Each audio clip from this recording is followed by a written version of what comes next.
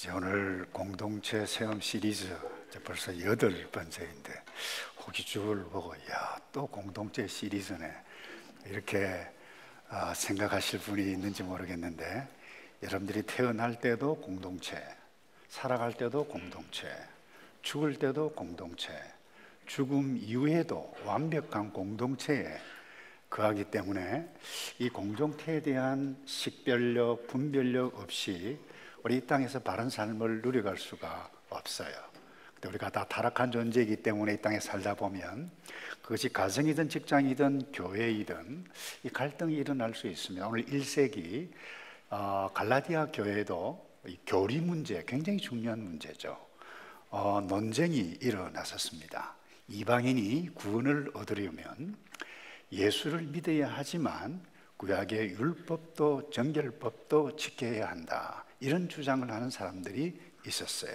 그런가 하면 바울의 가르침을 받았던 성도들은 예수 그리스도를 믿으면 구원을 얻는다.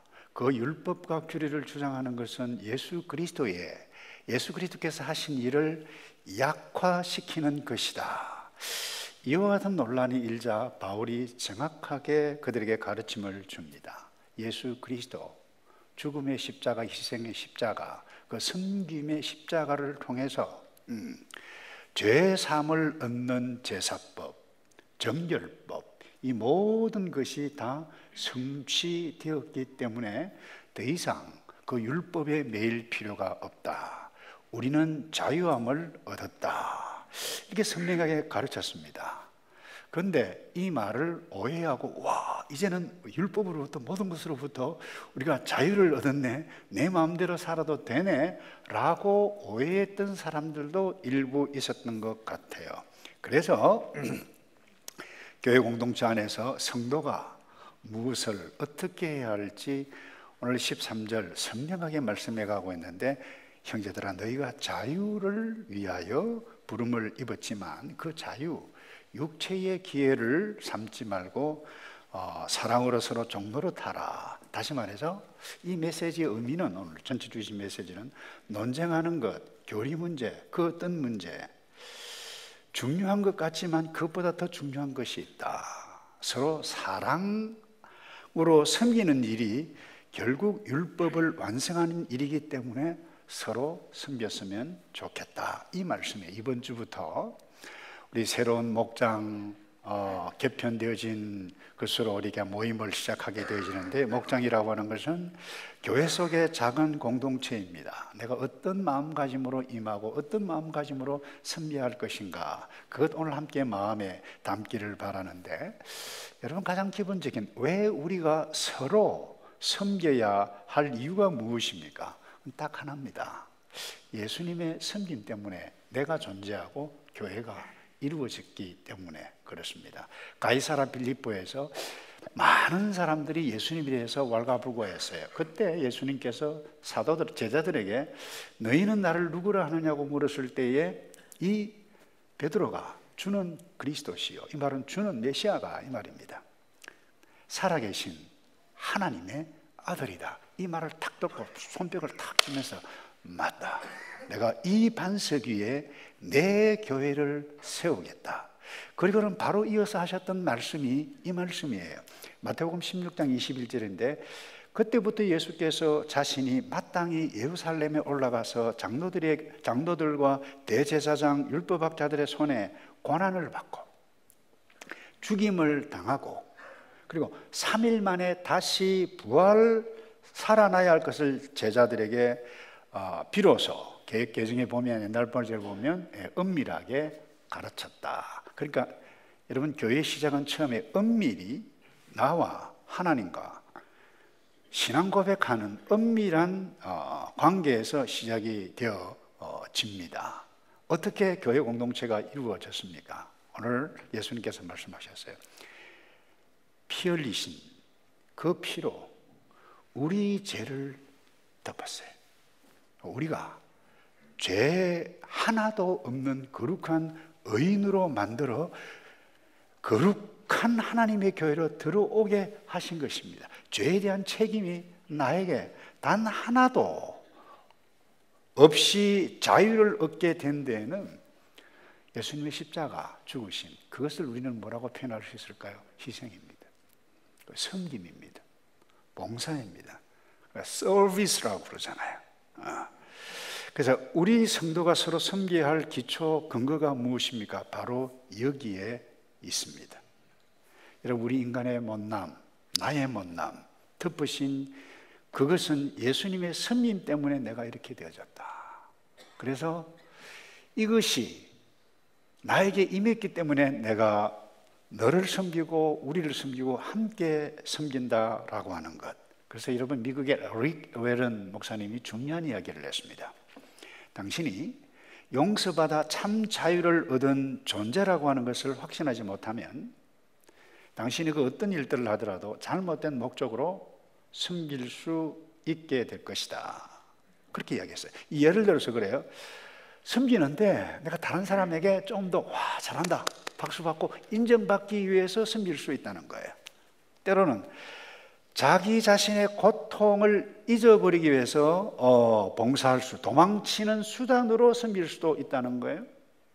어제 지은 죄책감이 너무 커서 그것 이기기 위해서, 벗어나기 위해서 섬길 수도 있고, 또 어떤 사람들은 하나님을 감동시키기 위해서 섬기는 사람. 여러분, 나쁜 것은 아니지만 그 동기와 그 목적이 잘못되었다라고 하는 것입니다. 오늘 사도 바울이, 오늘 예수님께서 하신 말씀, 내가 섬기는 것은 주의 은혜가 임해서 구원받았기 때문에, 자유인이 되었기 때문에 자연스럽게 감사하고 좋아서 자연스러운 목적이라고 하는 것입니다. 그래서 거듭난 성도의 징표가 무엇이냐? 섬긴다는 것입니다. 그러니까 섬김을 통해서 다른 사람을 얻는 것이 성도만이 할 수 있는 것입니다. 우리가 예배 전에 찬송을 했습니다마는 한 여인이 그 값비싼 향유를 예수님께 부었던 이유가 무엇입니까? 이유가 있었습니다. 남들은 알지 못합니다. 자기만이 알고 있는, 자기만이 받았던 은혜. 예수님이 좋은 거예요. 예수님을 따랐어요. 우리는 그것을 제자라 그래요. 그걸 성도라 그래요. 역설적으로요, 내가 아직도 섬기지 않는다면 구원에 대해서 잘못 이해했거나 구원에 대한 확신이 없거나 구원에 대해서 구원의 의미를 제대로 이해하지 못했을 가능성이 거기에 있다고 해도 좋을 것입니다. 여러분, 사실 예수 믿지 않는 사람도 이 세상에서 섬기는 사람들이 적지 않습니다. 그건 아름다운 일이에요. 돈으로 섬기고 어떤 행위로 섬기고 무브먼트로 섬기고 그런데 그 섬기는 데는 나름대로 목적이 있습니다. 엄청난 돈을 도네이션, 기부를 합니다. 그리고 재능 기부도 합니다. 그런데 나름대로 반드시 목적이 있어요. 때로는 국가 법에 의해서 어느 정도 큰 회사를 운영하다 보면 그 도네이션 하는 것을 법적으로 했기 때문에 그 하지 아니하면 감사받아서 어려움을 당하기 때문에 때로는 제3세계 내지는 한국도 그랬습니다만은 정치적인 압력 때문에 기부하지 않으면 안 될 그와 같은 상황도 오게 되어집니다. 무엇을 하든 의도가 있다는 겁니다. 세상의 섬김에는. 그러나 성도의 섬김은 구원받은 성도이기에 그냥 섬긴다는 것입니다. 내가 성도로 부름을 입은 자체가 감사하기 때문에 자연스럽게 내가 제사함을 받았는데, 내가 주님의 섬김을 받았기 때문에 섬기는 것이 주의 은혜가 나에게 임하게 되어지면 자연스럽게 행한다는 거예요. 그 예수님께 친히 말씀하셨잖아요. 내가 여기 온 것은, 이 땅에 온 것은 섬김을 받기 위해서 온 것이 아니다. 섬기러 왔다. 많은 사람을, 자기의 목숨을, 많은 사람을 위해서 자기 목숨을 대속물로 주기 위해서 온 것이라고 말씀을 하셨습니다. 아주 심플하게 정의를 하면 성도는 섬기는 자입니다. 자연스럽게 섬기는 자는 성도이고 성도는 섬기고 섬기는 자는 성도라는 것입니다. 그런데 오늘 사도 바울이 그 교리적인 문제로 몸살을 앓고 막 그룹이 생겼던 거기에 그 공동체를 향해서 어떻게 섬겨야 할 것까지 정확하게 말씀을 하셔요. 이기심을 버리고 섬겨야 한다는 거예요. 여러분, 우리가 다른 사람을 그 어떤 것을 섬기게 되어질 때에 가장 큰 방해 요인은 내 속에 있는 이기심입니다. 13절에 그래서 바울이 강조한 것이 이 부분입니다.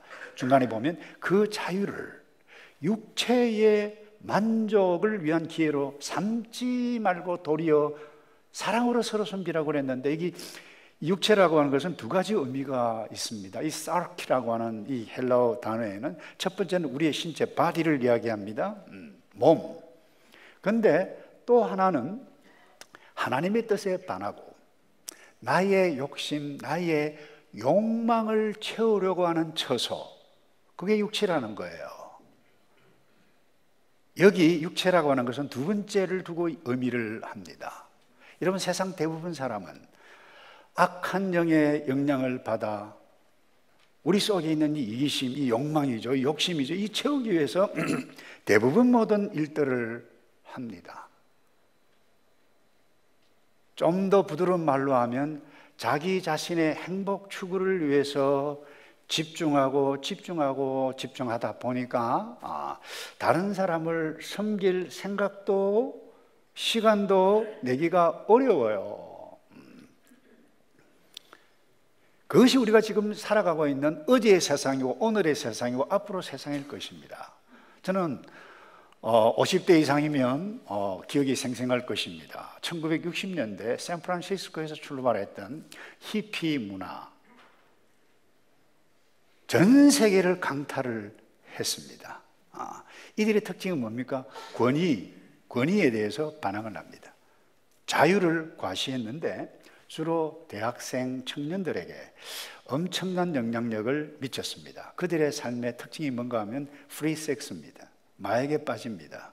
직업을 갖는 대신에 그야말로 길거리에서 구걸을 하면서 생활을 했습니다. 스스로 반문화인이라고 불렀습니다마는 세속 문화의 본질인 자기 자신들의 쾌락에 뿌리를 두고 있다고 우리는 정확하게 말을 할 수 있을 것입니다. 근데 오늘날 X세대, Y세대, 그래서 밀레니엄 세대에서 M세대 해가지고 요즘은 Z세대에서 붙여가지고 MZ세대라고 그러는데요.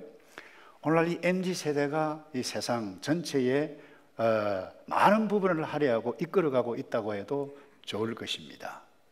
이 MZ세대의 특징이 무엇입니까?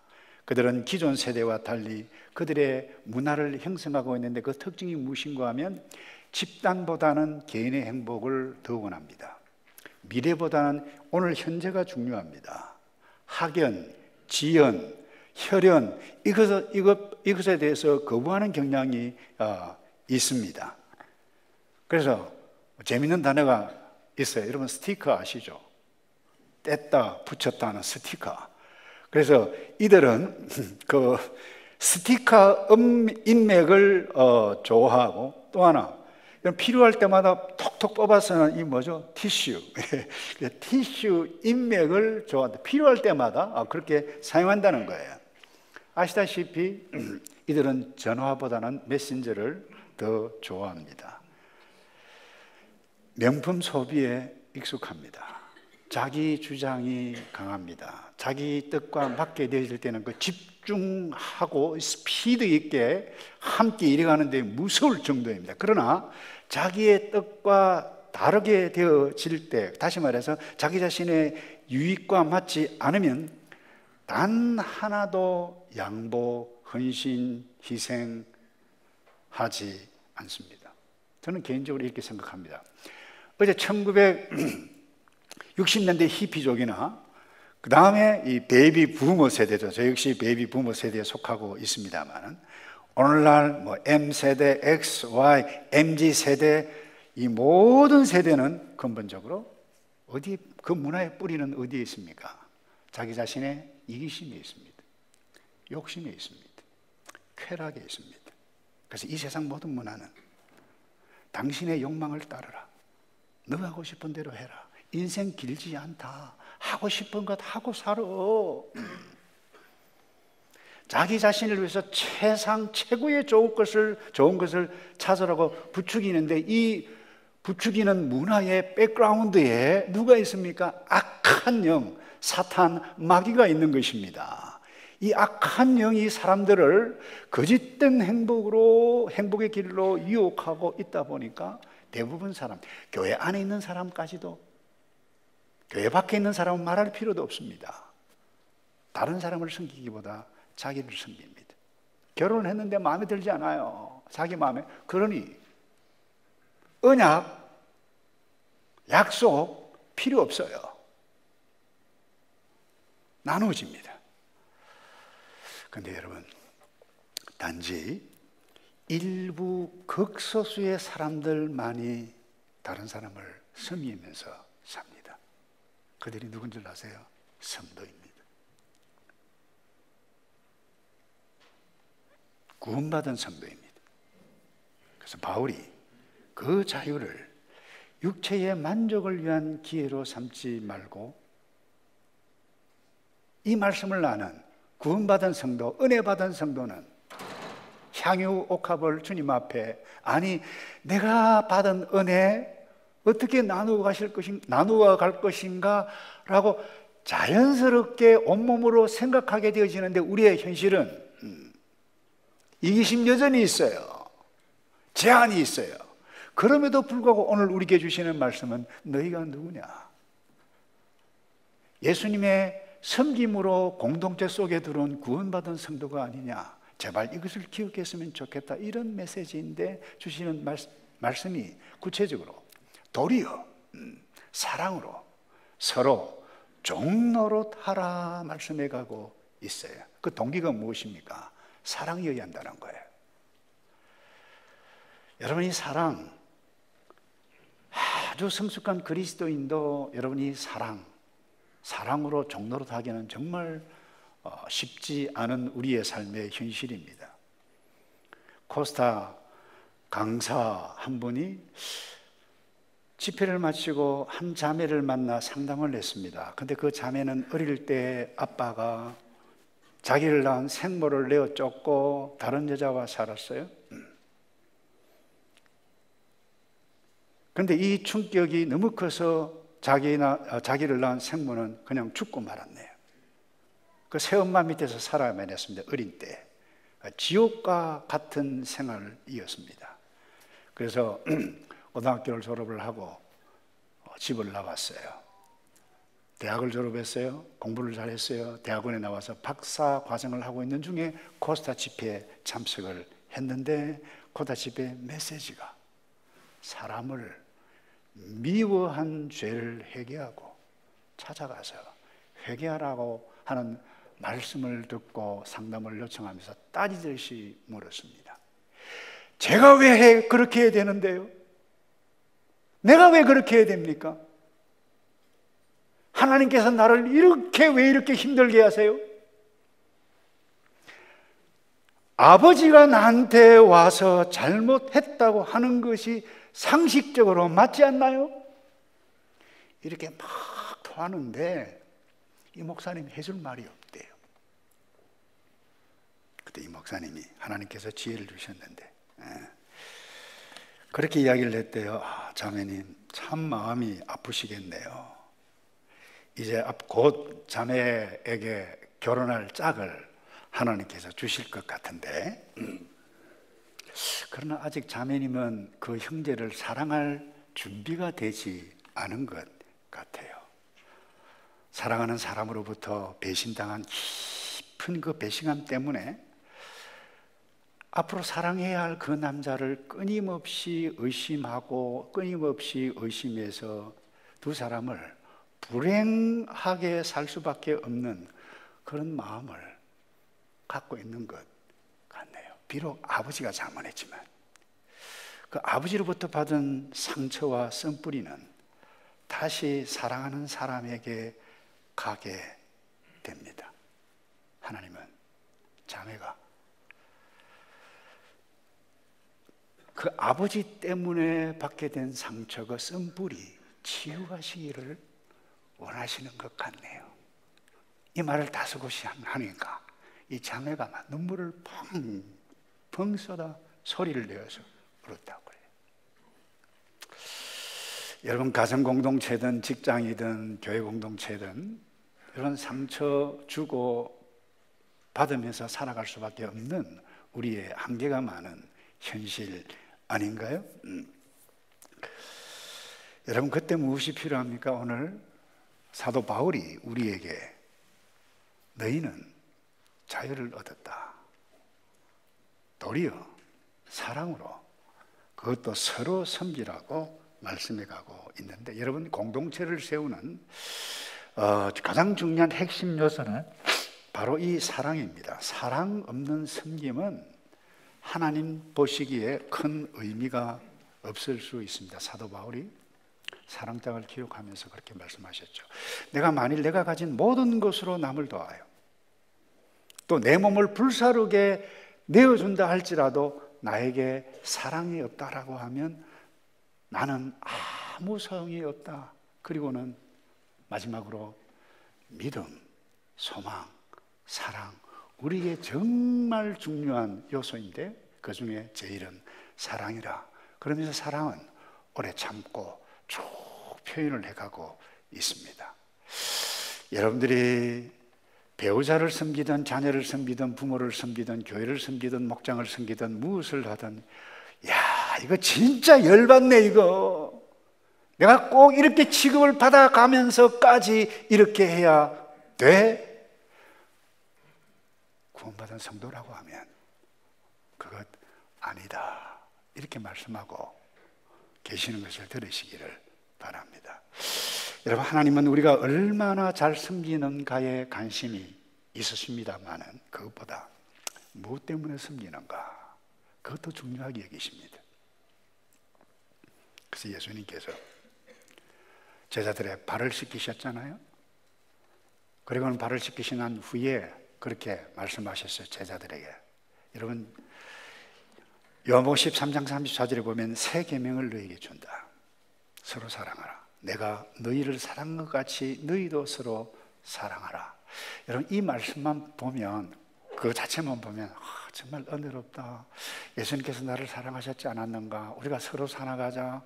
그렇게만 두면 정말 은혜로운 말씀. 그런데 백그라운드를 생각하면 여러분, 이 말씀 그렇게 받을 수 있는 말씀이 아닙니다. 가룟 유다는 이미 다락방을 나갔어요. 지금까지 그렇게도 의지하고 함께 쫓아왔던, 따랐던 제자였고 예수님께서 사랑하셨던 제자 가룟 유다가 팔기 위해서 나갔어요. 그때 하신 말씀이 이 말씀이에요. 그런데 더 중요한 것은 35절입니다. 너희가 서로 사랑하면 이로써 모든 사람이 너희가 내 제자인 줄 알리라. 여기 제자라고 하는 것은 예수님을 따른 사람들을 두고 이야기합니다. 그런데 이 제자 개념, 서신서에 가면 제자 혹은 성도 동일하게 취급을 해가고 있습니다. 무슨 말입니까? 예수님은 마음이 정말 복잡해요. 인생을 지니셨던 예수님, 아마 인간적으로 이렇게 표현할 수 있을 거예요. 유다, 너 어떻게 그럴 수 있어? 미친 것 아니야? 어떻게 이럴 수 있어? 그와 같은 말을 내뱉고 싶은 그와 같은 상황 가운데 예수님께서 제자들을 향해서 하셨던 말씀이 내가 너에게 새 계명을 준다. 서로 사랑하라. 근데 서로 사랑하면 너희가 내 제자인데, 이 말은 너희가 사랑하면 성도인 줄 세상 사람들이 알 것이다. 성도의 정체가 무엇이냐? 사랑하는 것이다. 섬기는 것이다. 도우는 것이다. 이 말씀, 다시 말해서 여러분, 우리는 구원, 예수 믿으면 구원 얻는다, 이 말씀을 굳게 붙잡고 있어요. 그런데 너희가 서로 사랑하면 내 제자가 되리라, 구원받은 성도가 된다라고 하는 말씀을 여러분 그것은 나의 상황 따라 내가 할 수 있는 한 할 수 있는 것이지 라고 생각하는 것 틀리잖아요. 맞아요. 우리는 다 한계가 있는 사람들이에요. 그러나 중요하게 인식해 가야 할 것은 내가 서로 사랑하면 내 제자인 줄 알리라. 이 말은 내가 사랑하면 성도인 줄 알리라. 이 말씀임을 여러분들이 인식해 가야 할 필요가 있습니다. 마지막으로요. 우리 어떻게 서로 섬길 수 있습니까? 서로 도움으로 섬겨야만 합니다. 서로 사랑으로 종로로 타라. 그렇게 말씀해 가셨는데 특별히 갈라디아 6장 2절에 이런 말씀이 있어요. 여러분은 서로 짐을 나누어지라 그랬어요. 그렇게 함으로 여러분은 그리스도의 법을 완성하게 될 것입니다. 말씀하셨어요. 여러분 가정이든 배우자이든 자녀이든 직장이든 목장이든 교회사의 어떤 그 부서이든 여러분 이와 같은 것들을 섬기게 되어질 때에 섬길 때에 그 짐을 나누어지라고 했는데 이 짐이라고 하는 단어는 여러 가지 의미가 있습니다. 부담스러운 것입니다. 형제가 잘못해서 범죄하는 것일 수도 있습니다. 치명적인 질병도 있습니다. 그게 짐이에요. 그 짐을 서로 나누어지라. 그 나누는 것이 그리스도의 법을 완성하게 되어지는 것이다 말씀해 가고 있습니다. 우리 새롭게 목장 공동체 시작하게 되어질 텐데 여러분 목장 공동체도 마찬가지입니다. 서로 섬기는 것입니다. 목자 부부만 섬기는 것이 아닙니다. 목자 부부는 목장 식구들을 섬기고 목장 식구는 또 다른 목장 식구를 섬기고 목자까지 섬기는 것, 서로 짐을 나누고 가는 것입니다. 제가 종종 가끔 우리 목자들 헌신하는 희생의 수가 너무 많아서 때로는 미안하기도 하고 고맙기도 하고 송구하기도 하고 그래서 어떤 분 목사님 제가 안식을 좀 해야 되겠습니다. 그래요. 지칩니다. 그래요. 가끔 있어요. 네. 쉬라고 그래요. 제대적으로 장치를 마련해 놓았어요. 힘이 필요해요.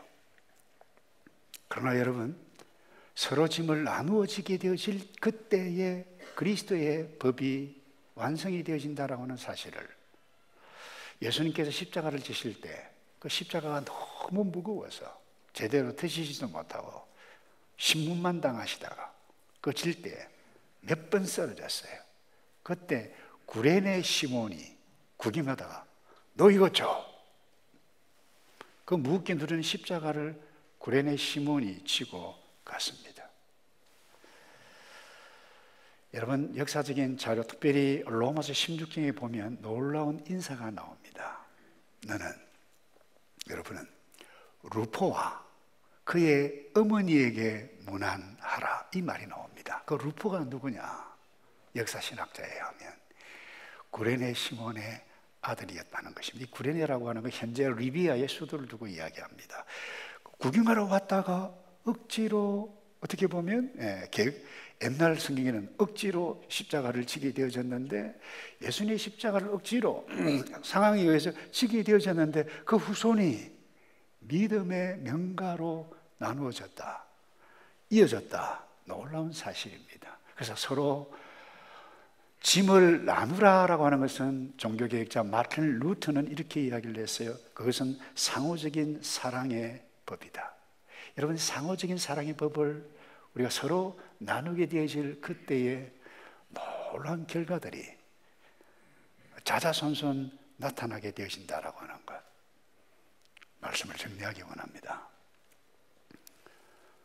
우리 목장 공동체뿐만 아니라 우리 2부 예배 드리는 여러분들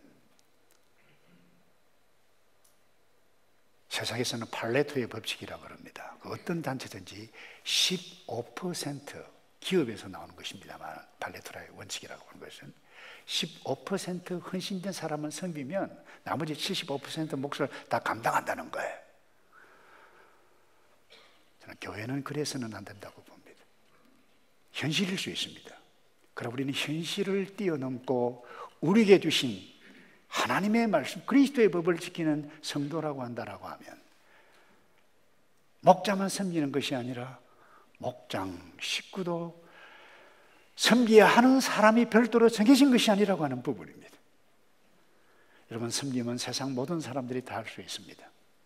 그러나 바울이 의미하는 서로 사랑으로 종노릇 하라라고 하는 이 섬김은 아무나 할 수 있는 것이 아닙니다. 예수 믿는 사람만이 할 수 있습니다. 예수는 저절로 믿어지는 것이 아닙니다. 주님의 은혜가 아니면 믿어지지 않습니다. 주님의 은혜가 아니면 섬길 수가 없습니다. 주님의 은혜가 저와 여러분에게 이 복잡하고 말 많은 세상 가운데 주님의 은혜가 우리에게 임하지 않으면 결코 서로 종노릇하며 섬겨갈 수가 없습니다.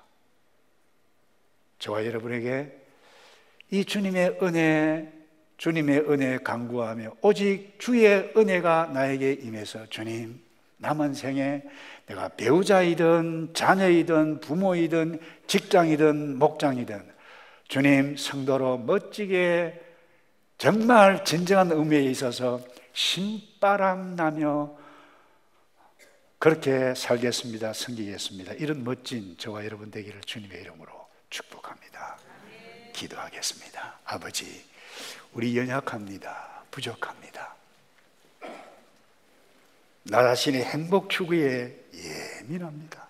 그러나 주의 은혜를 받은 자이기에 성도로 서로 사랑하며 종노릇하며 살겠습니다. 그런데 오직 주님의 은혜가 아니면 이것 감당할 수 없사오니 오늘도 내일도 주님 앞에 서는, 아니 복잡한 일들을 만날 그때 주의 은혜에 만나 사랑으로 종노릇하며 살아가는 존귀한 주의 백성들만 되게 해 주시옵소서. 예수 그리스도의 이름으로 기도하옵나이다. 아멘. 우리 주신 말씀 생각